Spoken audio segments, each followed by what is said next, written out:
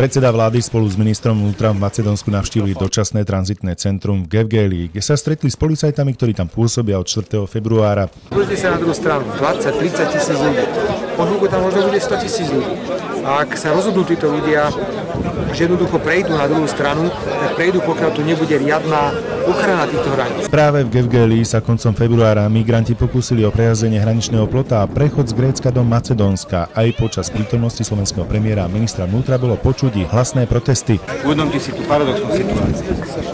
Na tejto strane je Európska únia. Na tejto strane, kde stojíme my, nie je Európska únia. Táto časť ľudí sa snaží dostať von z Európskej únie, do krajiny, ktorá nie je Európskou úniou.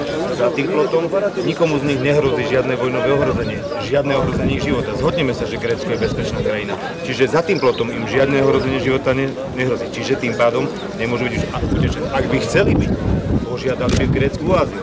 Keby sa cítili ohrození, nikto z nich, ktorí tu stoja, o azyl v Grécku nepožiadal, pretože by sa dostal do gréckej azylovej procedúry a teda by boli ochránené jeho záujmy. Úlohou slovenských policajtov v Macedónsku je stráženie hranice a zabezpečenie verejného poriadku. V spolupráci s macedónskymi kolegami zabezpečovali napríklad bezpečnostné prehliadky migrantov prechádzajúcich hranicou. Ich misia však po dnešnom rokovaní s tamojšou vládou bude pravdepodobne pokračovať. Podľa Roberta Fica Macedónci potrebujú i naďalej pomoc minimálne 350 zahraničných strážcov zákona. Z informácií, ktoré máme, veľká spokojnosť pôsobných slovenských policajtov.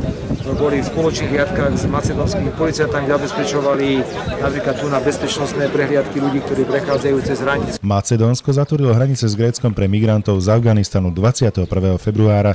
Na svoje územie v súčasnosti vpúšťa denne iba 300 utečencov zo Sýrie a Iraku. Slovenskí policajti pôsobia v súčasnosti aj v Grécku, Slovinsku a pomáhali aj v Maďarsku. Pre TV Vega William Šuška.